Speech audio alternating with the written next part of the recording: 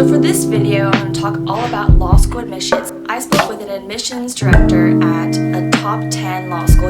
If a student doesn't have the general lsat or GPA that a school is looking for, should they still apply and will they get in?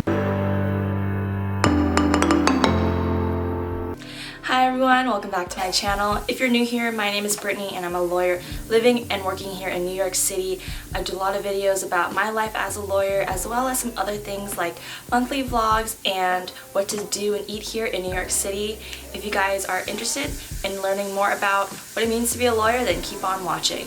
I wanted to do a sort of mini series about Ask an Expert because there's a lot of questions that you guys ask me that I know personally because I experienced it, but I'm only one person and I want to get as many different perspectives as possible and from people who are the experts. So I thought I would do a 3-part series if possible to see if I can get information from people who actually work in these fields. So the first would be law school admissions. I know a lot of you are about to apply for law school or thinking about applying for law school, and there's a lot of questions that I can't answer because I'm not the one that actually admits you into law school. And so obviously I already did a video, you can click up here to watch it, about how to get into law school from my perspective and from my friend Susan's perspective, but I thought it'd be great if I could talk to actually someone who works in law school admissions who would be the expert. In another video, I would like to talk about life after law school and how to get a job after law school, what job prospects there are out there, and what the legal market is like. A lot of you ask, is law school worth it? Am I going to get a job afterwards? And how hard will it be? And so I want to hopefully talk to someone in career services whose job it is to help law students find jobs. And then hopefully my last video will be about financial aid, how to pay for law school, how to get scholarships, because I know that's a huge other piece about people who want to go to law school. You got to be able to pay for it. So hopefully this will be a great series for you guys to get some insight because I'm only one person and I only have my own opinion and what I know from my limited experience. So for this video, I'm going to talk all about law school admissions and how to get into law school. I spoke with an admissions director at a top 10 law school here in the United States, and here is the insight that he gave me. I'm basically going to go through it as if you guys are asking the questions because these are the questions that I asked him and then his answers. So the first question is, what are the most important factors to getting into law school? Is it LSAT, GPA, extracurriculars, etc.? And how can an applicant stand out? His first piece of advice was to read the instructions. He said a lot of people just skim over the instructions. They don't give a very detailed eye to them, but the instructions are there for a reason, and you want to make sure you answer all the questions correctly, answer the prompts correctly, and give all the information that they're asking for. Obviously, law school admissions are holistic, so they look at all the different parts of the application, but as you can imagine, the numbers are important. For example, LSAT and GPA, but this is just one part of the application. If they ask you for something in the application, it's for a reason. If they ask you for a resume, they probably want to know your work experience. If they ask you for a certain essay prompt, they really want to understand that part of you. So I would take each part of the application and try your best at it. Also, each candidate is different. One part of the application might stand out for one applicant versus another. For example, if you've been out of college and you've been working for a few years, maybe 5 years, that part of your application is going to stand out more because you have work experience versus someone fresh out of college where their experiences might be more important about what they did in college or internships they took during college. Alright, the next question is, if a student doesn't have the stats, so the general LSAT or GPA that a school is looking for, should they still apply and will they get in? So his answer was basically that the chances are definitely lower, but it's not an absolute no. Essentially, there are no absolutes because someone who has a really high GPA and a high LSAT score, they might bomb their other part of the application. They might have a really bad resume, no extracurriculars, their essays are horrible, their writing is bad. So that person might not get in either. Vice versa, if you're someone that has a lower GPA and a lower LSAT score, sure, your chances of being admitted are lower than someone with a higher one, but if you have other things to balance it out, you could still get admitted. So essentially, you just never know. I mean, obviously, you want to be able to apply to safety schools, to reach schools, with the expectation that you may not get in, but I wouldn't say it should deter you from applying to your dream school or a school you might be within reach. Also, he said that the applicant pool changes year over year. So if you're looking at the statistics, it's probably from the previous class. Trends change, people change, the candidates change. So your application pool is going to be different. Maybe you wouldn't have made it last year, but in your current year, you are a strong candidate. And so you can't really go off of just the statistics. But of course, in the end, numbers are a good indicator whether or not you're more likely or less likely to be admitted, but is not absolute. The next question I asked were about personal statements. Are there any that you've seen that have stood out or any recommendations? His first piece of advice was to obviously follow the prompts. If they ask you about a specific question, make sure you answer that question. Obviously, this is your writing sample. He said do not submit actual writing samples from classes or other things. You actually want to be answering the essay question. They want to make sure that you can write well. Obviously, if you can't write well, it's an indicator that you may not be successful in law school. I think another theme to collect from this video or from this interview is that they want to make sure that you will succeed at their law school. Obviously, law school is difficult, and each school is difficult, especially a top 10 school. And so if they know that you are not strong academically, or if you won't be able to think critically or read well or write well, then you may not do well in their school, and that reflects badly on them. They want you to succeed. And I believe that's why you don't get into certain schools, is because they don't believe that you can succeed at their school. So really, this is your opportunity to show them that you can succeed. Another piece of advice that he gave is not to write so much about other people. Of course, you can talk about your mom or your aunt that influenced your decision to become a lawyer or to go to law school. But if the essay is all about them and not about you, then the admissions counselor doesn't learn anything. And the other point of the essay is to learn about you. So obviously they're looking for the content, but they're also looking to get a picture and a snapshot of who you are through your own voice. And of course, at some point, you should probably indicate why you want to be a lawyer or why you want to go to law school. This is, like I said, it is an opportunity for them to get to know you, but they also want to know why you want to go to law school. And if there's a specific prompt about that, then you probably don't really need to talk about it in the more general prompt, but make sure somewhere in your essays you address that point. Another interesting thing that he mentioned is that a lot of people think they need to stand out, but he said you're not applying for just one job position.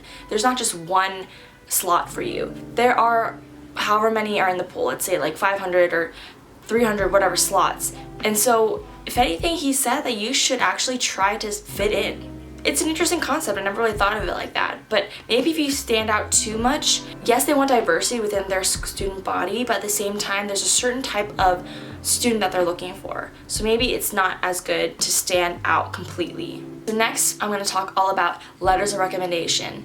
And I asked him, what are some good letters of rec? Who should you ask? What should you be looking for when you ask for a recommendation? So he said it depends on the school. Look at the instructions. If they ask for one academic and one professional, or two academic, then you obviously have to follow those rules.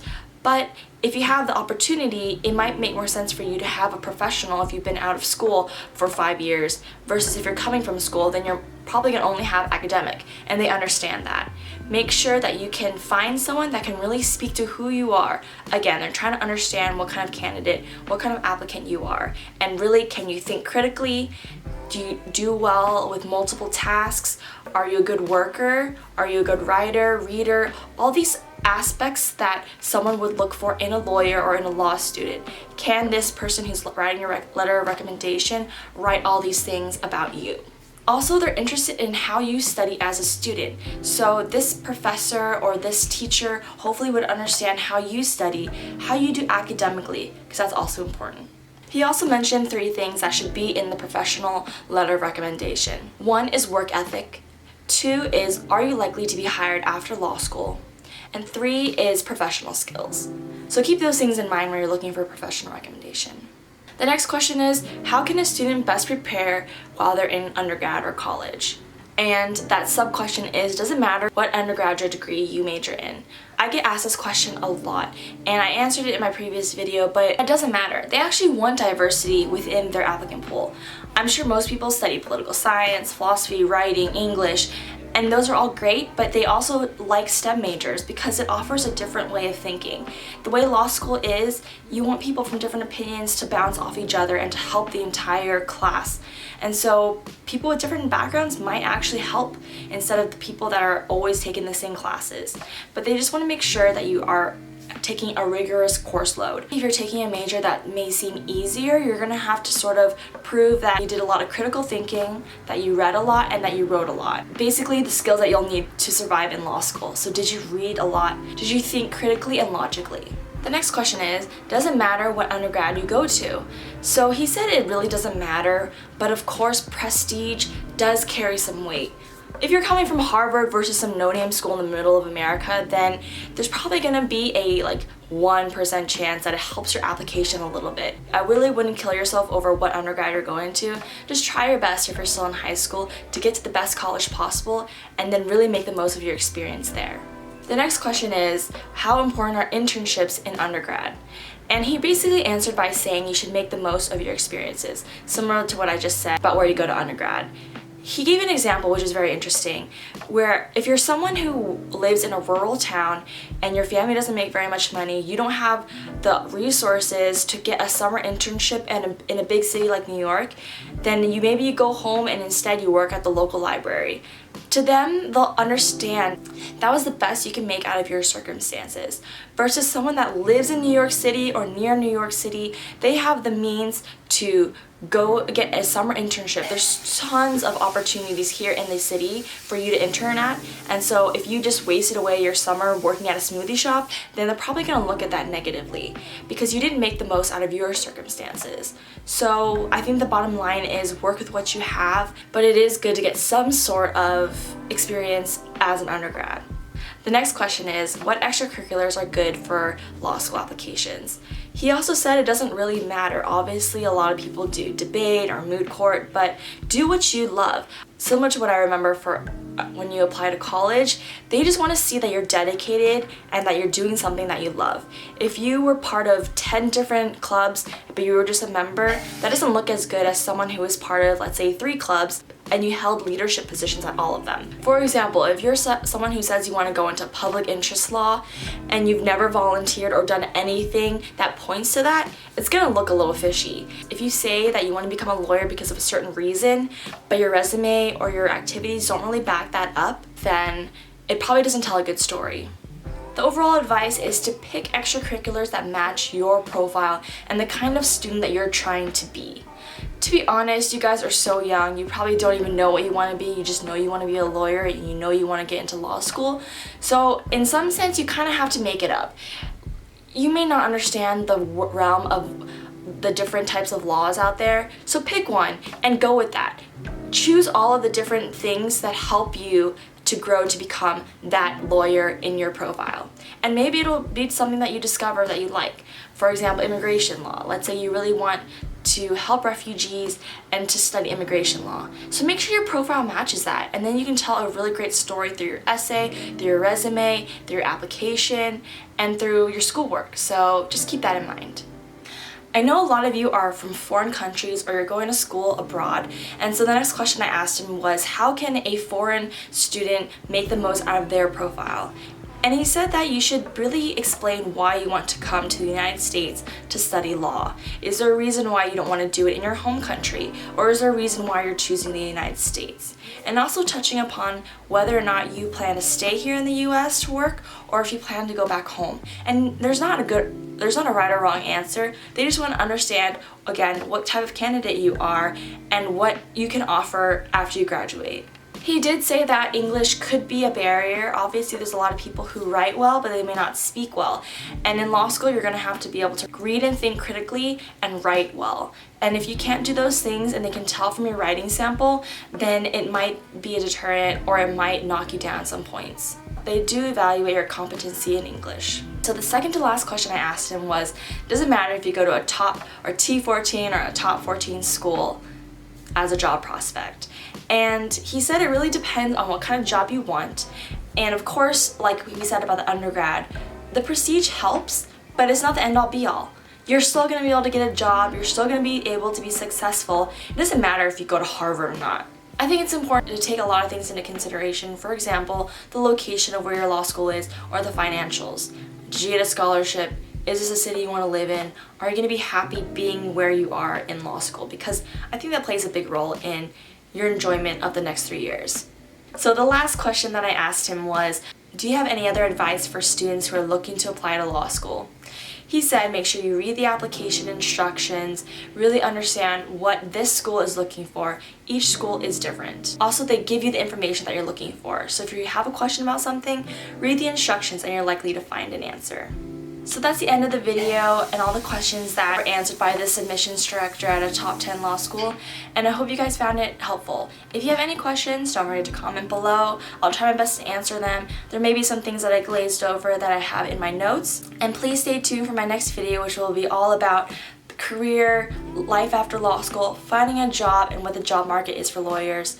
And so hopefully you guys will find that interesting. As usual, please subscribe to my channel. It means the world to me. Give this video a thumbs up. Follow me on Instagram, and I'll see you in my next video. Bye.